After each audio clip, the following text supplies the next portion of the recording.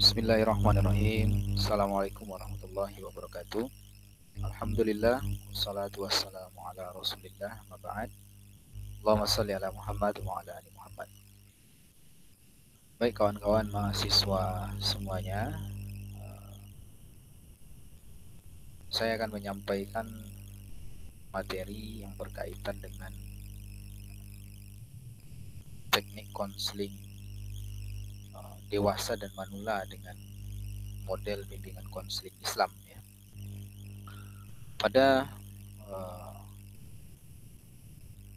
materi ini ya, saya akan sampaikan bagaimana model bimbingan dan konseling untuk dewasa dan manula dengan pendekatan syahadat ya. Pendekatan syahadat. Di dalam Islam, syahadat atau syahadatain ya, kesaksian kita tentang keesaan Allah dan kerasulan Muhammad SAW adalah menjadi fondasi penting dalam setiap bimbingan dan konseling Islam. Kenapa? Karena dalam Islam konsep syahadat, konsep ini merupakan konsep yang utama karena konsep ini berkaitan dengan tauhid, ya. Mengesahkan Allah Ta'ala, mentauhidkan Allah Ta'ala. Dalam bahasan-bahasan psikologi Islam atau dalam bahasan-bahasan para ulama kita dia mengatakan bahwa sumber dari segala penyakit jiwa, semua masalah, semua keresahan hidup itu adalah pada tauhidnya. Artinya apa? Orang yang memiliki tauhid yang lurus, yang memiliki iman yang betul, itu biasanya hidupnya akan terhindar dari berbagai macam was-was, keresahan, kecemasan, stres, depresi, dan sebagainya itu. Maka tauhid itu menjadi tonggak penting dari ketentraman dan kenyamanan hidup kita.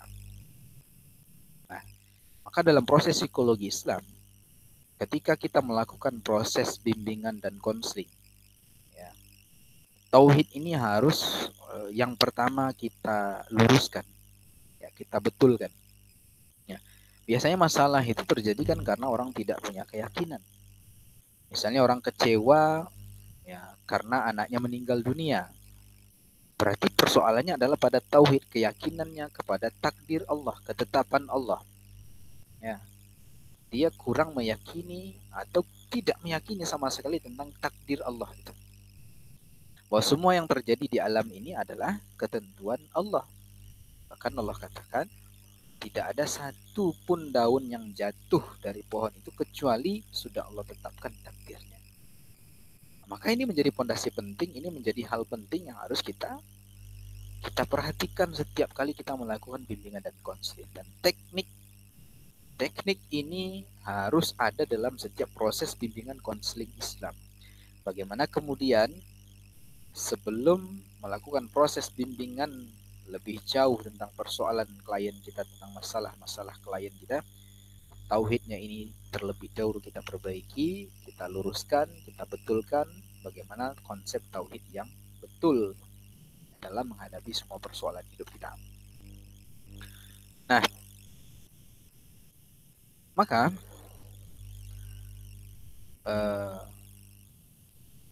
kalau kita lihat di dalam Islam, dalam ajaran Islam, ada 3 aspek menurut para ulama ajaran Islam itu. Yang pertama, aspek akidah. Yang kedua, aspek syariat. Yang ketiga, aspek akhlak. Ketiga aspek ini menurut para ulama itu bisa menjadi obat, bisa menjadi terapi, bisa digunakan untuk membimbing, mengguiden, ya, mengkonsul klien kita supaya dia sembuh. Nah, bahasan kita adalah pada yang pertama, pada aspek akidah tadi atau tauhid. Aspek akidah atau tauhid ini di dalam Islam itu menempati rukun Islam yang pertama. Ini yang pertama. Jadi orang dikatakan Islam kalau dia sudah bertauhid, sudah bersyahadat, bersaksi bahwa Allah adalah satu-satunya zat Tuhan yang berhak disembah. Berarti dia menihilkan, meniadakan Tuhan-Tuhan yang lain. Walaupun Tuhan-Tuhan itu banyak. Setiap agama punya Tuhannya, setiap isme punya Tuhannya. Tapi kita orang Islam harus meyakini betul-betul bahwa Allah saja Tuhan yang berhak disembah. Maka tauhid ya, kepada Allah ini harus mencakup kepada penyembahan dalam beribadah kepada Allah, juga dalam meyakini bagaimana Rabb Allah, pemeliharaan Allah, ya, penguasaan Allah, bagaimana kita meyakini bahwa Allah satu-satunya zat yang memberi rizki, yang mengatur jodoh, yang mengatur kematian, yang menetapkan takdir dan seterusnya, yang mengatur alam semesta ini hanya Allah saja. Kemudian juga tentang sifat-sifat Allah, kita hanya meyakini Allah yang bisa memberikan semua solusi permasalahan kita, memberi rizki, semua Allah yang bisa, yang maha kaya, yang maha pengasih, penyayang, yang pengampun, cuma Allah. Jadi kita bertauhid dalam uluhiyahnya, dalam rububiyahnya, dalam sifat-sifat Allah. Nah, dalam proses guide dan bimbingan dan konseling, menanamkan pemahaman-pemahaman tauhid yang betul ini penting kita berikan kepada klien kita sebelum kita lanjut ke masalahnya yang lain. Karena apapun masalahnya pasti muaranya kepada tauhid ini. Meninggal orang tuanya, stres dia, muaranya kepada tauhid, takdir, ketetapan Allah. Dipecat dia dari pekerjaan, sulit dia mendapatkan pekerjaan, sulit mencari nafkah, muaranya kepada tauhid, tentang keyakinan bahwa harta, kekayaan, rezeki itu sudah Allah yang atur, kita cuma berusaha. Pokoknya semua persoalan itu muaranya nanti kepada tauhid. Bagaimana kemudian keyakinan kita terhadap pemeliharaan Allah tadi, terhadap sifat-sifat Allah tadi. Ya, semua muaranya ke situ. Makanya dalam salah satu terapi Islam, ruqyah misalnya, itu sebelum dilakukan teknik terapi ruqyah itu dengan membacakan gempa jampi dari ayat Quran itu, sebelumnya klien tadi akan di-guide, akan dipandu, akan di-guide, ya, dipandu ya, dengan melakukan konsultasi masalah tauhid ini. Dia akan ditanya, pernahkah Anda pakai jimat, pernahkah Anda melakukan sihir, pernahkah Anda kedukun, dan seterusnya. Pokoknya semua yang bisa merusak hubungan tauhidnya dengan Allah, merusak hubungannya dengan Allah dalam ketauhidan ini, itu akan ditanya. Kalau ada sekarang silakan lepaskan. Dan dia akan diajarkan, di-guide, ya, dipandu untuk hanya minta tolong kepada Allah, bukan kepada yang lain. Ini kan salah satu teknik yang luar biasa, guidance yang luar biasa, panduan yang luar biasa. Maka teknik konseling yang berkaitan dengan tauhid ini, dengan syahadat ini, harus atau penting dipahami oleh setiap konselor atau psikolog, ya, atau orang-orang yang bekerja dalam bidang ini untuk menyehatkan, untuk menyembuhkan klien-kliennya. Ya.